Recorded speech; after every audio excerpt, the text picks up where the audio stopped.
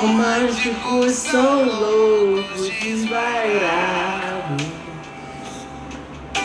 que querem ser o outro, que pensam que que o outro é o paraíso.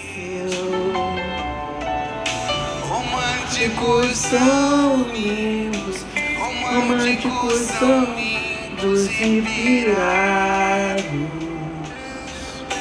que choram com palavras, Palavra que amam sem vergonha e sem juízo.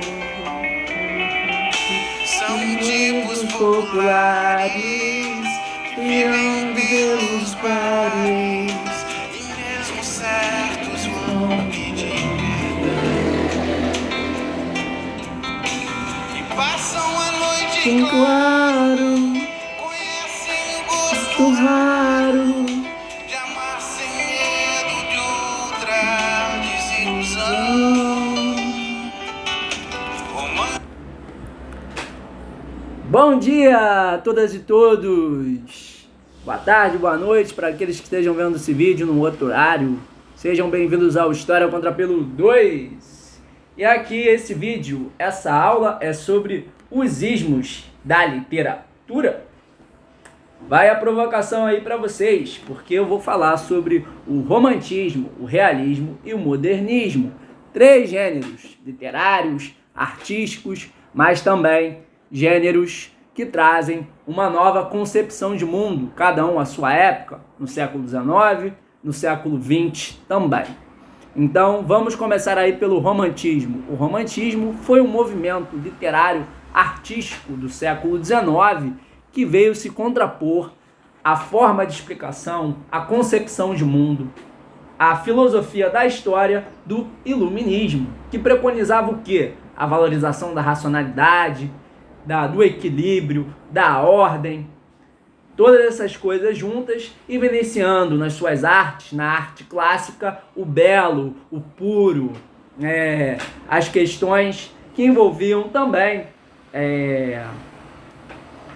o secular, ali a ponderação, a objetividade e a harmonia, da natureza, a harmonia do ser humano com a natureza.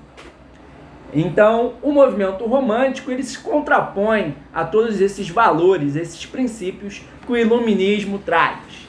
Então, é um movimento que nas suas artes, na literatura, na poesia, na prosa, no romance, no teatro, na pintura, na escultura, traz também uma outra estética. Uma estética onde o belo e o feio estão juntos. Não há mais a separação entre o belo e o feio. O belo e o grotesco, há o belo no feio, como dizia Baudelaire, esse escritor francês da década de 30 e da década de 40. Então você pode ver também, por exemplo, em Victor Hugo, um poeta francês do século XIX também, que aquele mesmo que escreveu a peça Miseráveis, que hoje até virou filme, recentemente virou filme, temos na sua peça Hernani, da década de 30 do século XIX, que foi um grande abalo sísmico na França daqueles tempos, porque o Victor Hugo entra na peça maquiado, com cabelos compridos, vestido com uma meia calça ali, quase uma bermuda, uma bermuda azul, um azul forte e com um colete vermelho. Então eram cores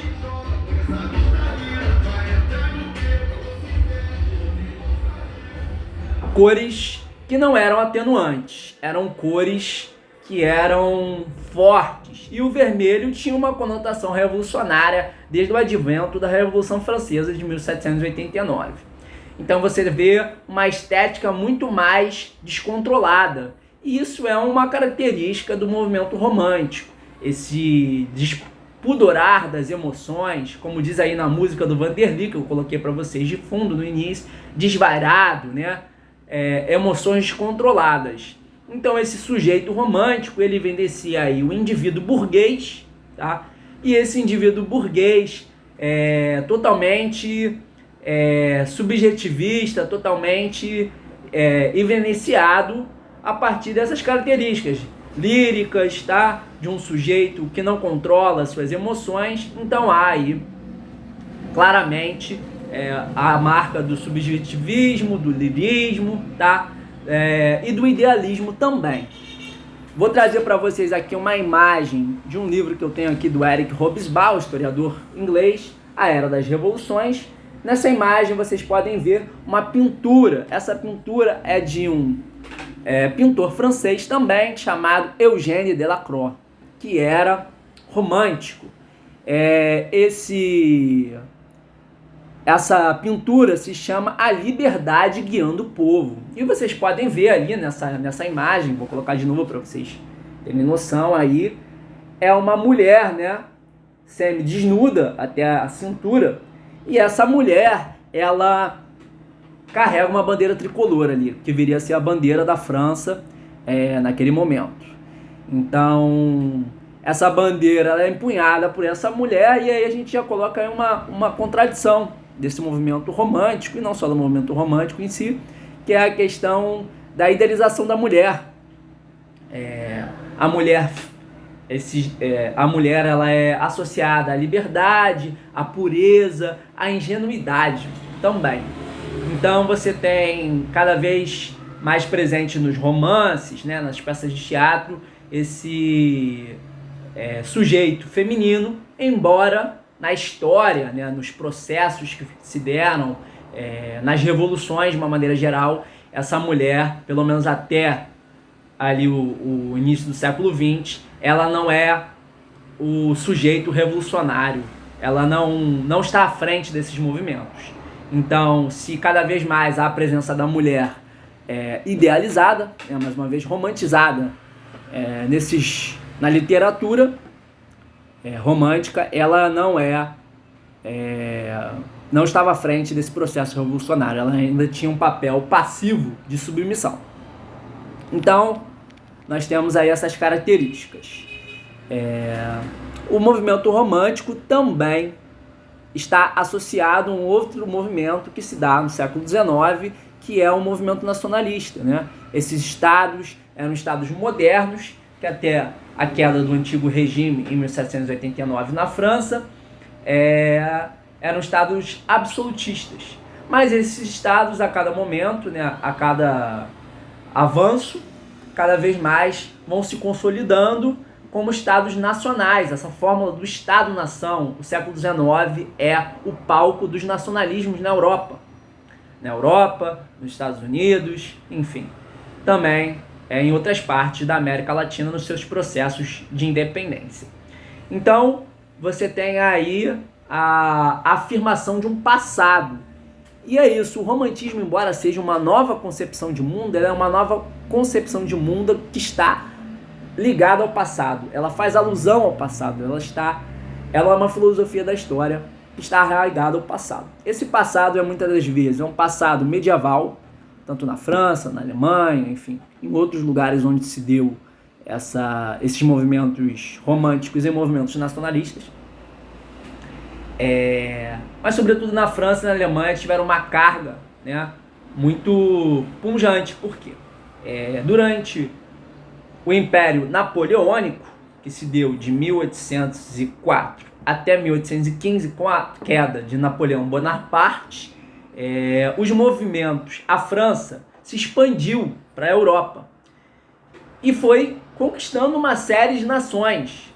Nessas nações, nesses estados, que eram estados até menores, algumas cidades, estado no Sacro Império Romano Germânico, do que viria a ser a Alemanha, do que viria a ser também parte ali da Itália, da Hungria, de outros países aí, ali da Europa, na Polônia, enfim.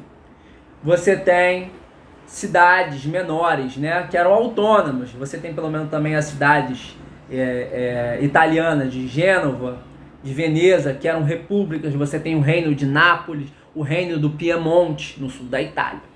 Então todas essas nações foram sendo conquistadas por Napoleão, inclusive também ali a Renânia, a região da Alsácia e da Lorena, que pertencia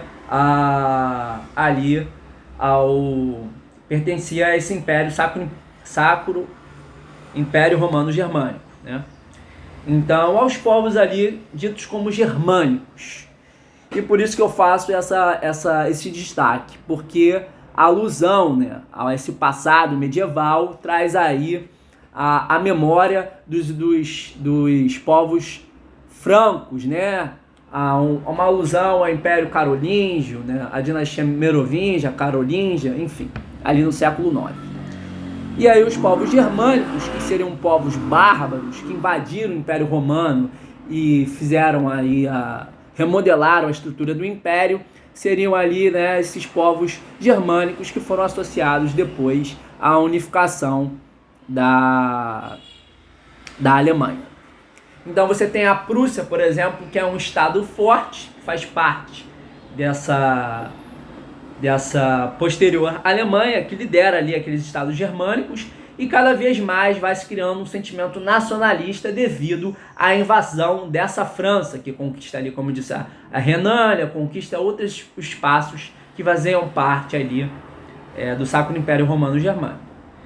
Então você tem cada vez mais esses ódios, esses sentimentos aflorados devido à contraposição do que seria a Revolução Francesa expandida para outros lugares da Europa devido ao movimento do Napoleão Bonaparte.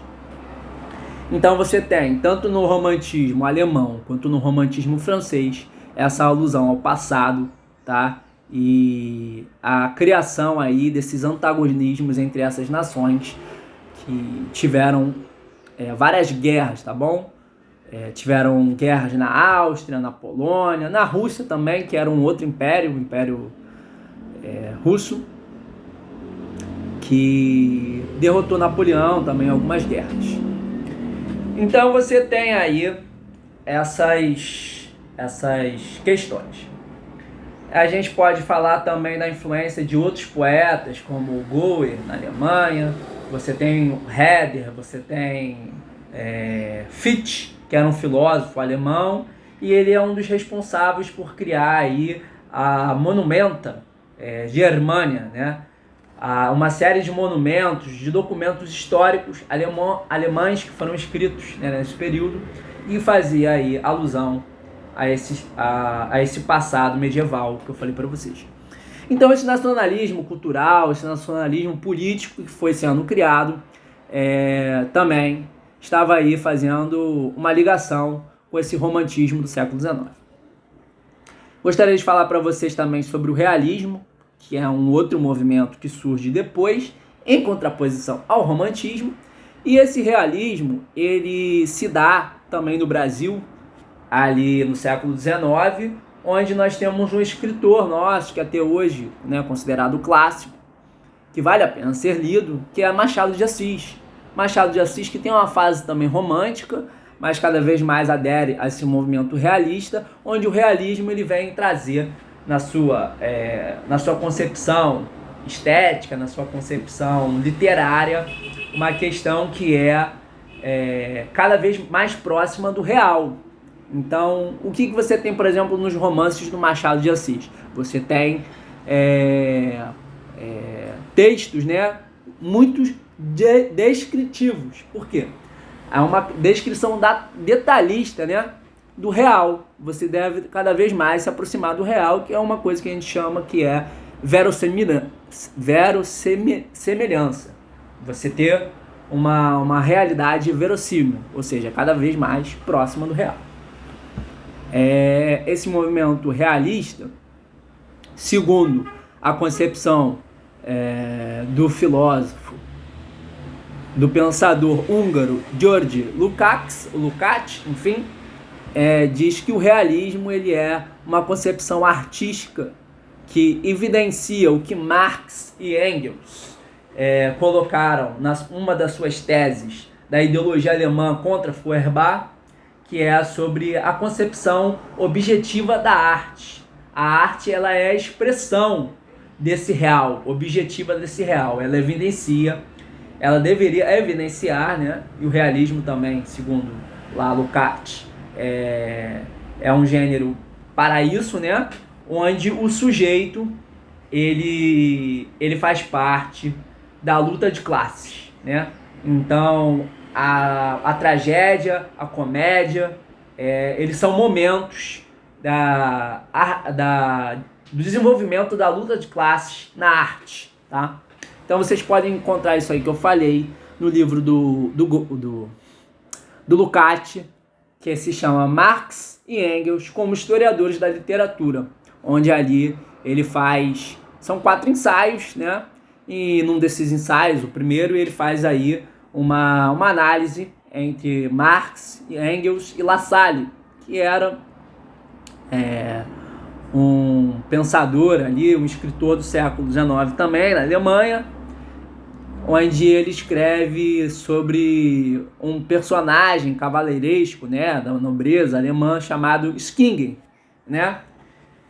E aí o Marx e o Engels, né, numa série de cartas ali e tal, e em outros escritos também, fazem um ataque direto a esse Skingen, porque ele, na verdade, trazia um subjetivismo idealista, onde colocava que a tragédia da Revolução de 1848, aí conhecida como a Primavera dos Povos, que foi o fracasso das massas populares, do proletariado, do Partido Social Democrata alemão também, que estava ali nessas lutas.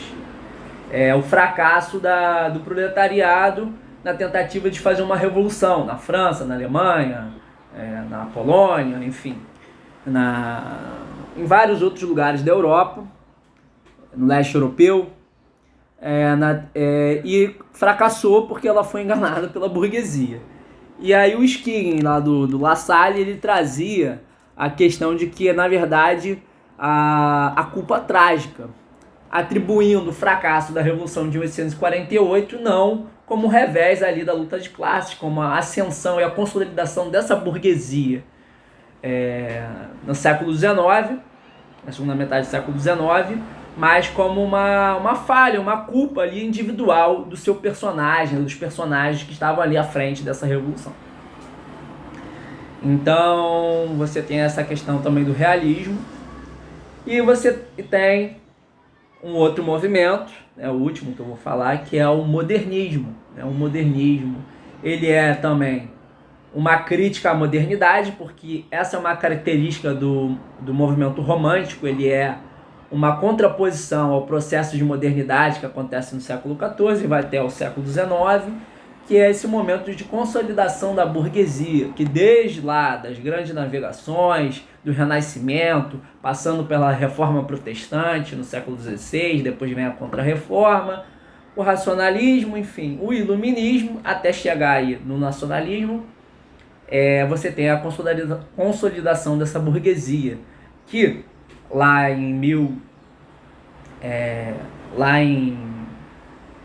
no século XIX faz, de fato, a partir de 1789 e até chegar ali em 1840, o enterro, tá, do feudalismo, do absolutismo monárquico, do antigo regime, né, como nós conhecíamos, e onde onde a nobreza, o clero, enfim, as instituições da Igreja Católica e os reis eram preponderantes, tá? Mesmo que esses reis, como eu falei, em 1830 na França, tinha uma monarquia constitucional, com Carlos X, depois Luís Felipe de Orleans, que é dessa dinastia dos Bourbon, assume, essa monarquia cada vez mais vai passar a atender os interesses da burguesia. Então você tem, numa série de fases aí da Revolução Francesa, ou as revoluções francesas, como vocês queiram encarar, né, como a historiografia evidencia hoje, cada vez mais uma tentativa de não se chegar ao terror, que foi em 1792 até 1794, lá com Robespierre, com Danton, que foi a Revolução Jacobina, onde houve um grande terror na Europa e um chocar, né? E cada vez mais o jacobinismo provocou também, numa colônia que era da França, a colônia de São Domingos, que virou Haiti, a primeira revolução escrava e a única bem-sucedida da história, provocou um grande medo, né, das monarquias absolutistas na Europa. Então, Portugal, Espanha, sentiram muito medo, né, nas suas colônias, tanto que posteriormente também a Revolução dos Malês, em 1835, no Brasil, foi a revolução a revolta mais reprimida pelo governo de Portugal no Brasil, pelo Império brasileiro. Então você tem aí esse medo.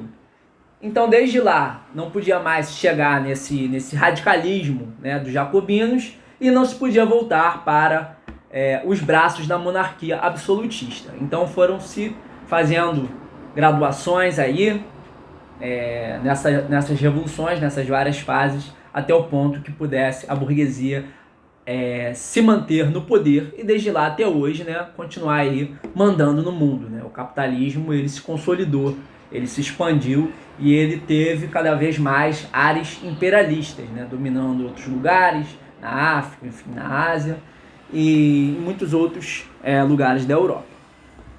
Então você tem o movimento modernista, que é uma contraposição também à modernidade, uma série de críticos, naquele livro ali do Tudo que é Sólido se desmancha no ar, do Marshall Berman, vai falando aí sobre Dostoiévski, Tolstói, Marx, Baudelaire, Goethe, uma série de escritores e pensadores que foram considerados críticos dessa modernidade capitalista. No Brasil, em 1922, você tem a Semana de Arte Moderna. O Brasil já era uma república, mas uma república oligárquica, que tentou aí, pelo menos em teoria, ser uma república democrática, mas na prática não tinha como existir essa democracia, porque essas oligarquias aí, esses pequenos grupos de poder, baseado numa coligação entre Minas e São Paulo, fizeram aí que a gente chamava como República do Café com Leite, ou República do Café com café, porque os dois eram grandes produtores de café naquela época. Então ali não tinha como ter uma república de caráter democrático, e sim uma república totalmente elitista, né, baseado no poderio de Minas, de São Paulo e também do Rio Grande do Sul e do Rio de Janeiro.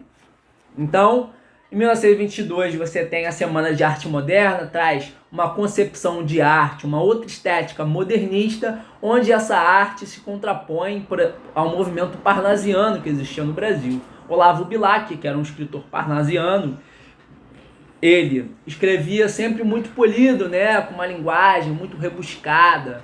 Você tinha também a questão da métrica ali, todos os poemas eram escritos, né, num ordenamento muito rígido, muito rigoroso. A estética modernista, ela vem trazer uma outra coisa.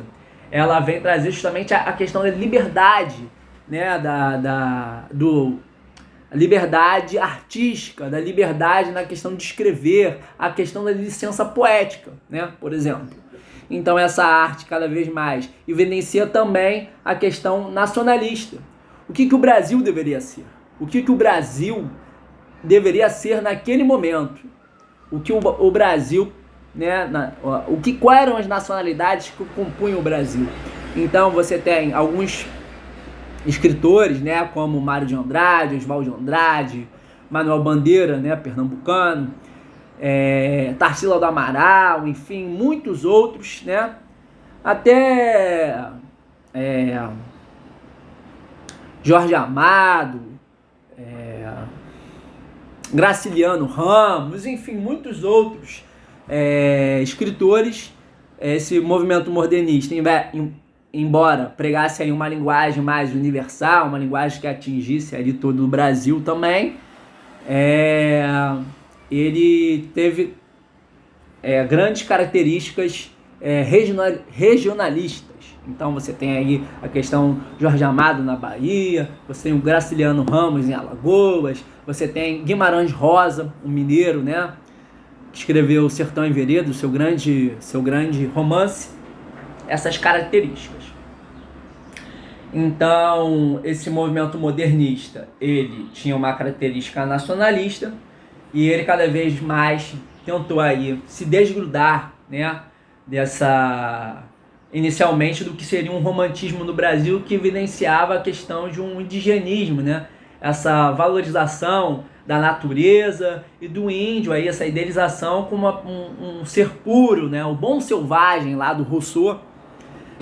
Enfim, e não. E aí você tem, por exemplo, Macunaíma, do Mário de Andrade, que é um herói sem caráter. Um herói, não um caráter no sentido de uma questão amoral, mas uma pessoa que é completamente aí, não tem uma identidade própria. Essa identidade estava sendo construída, né?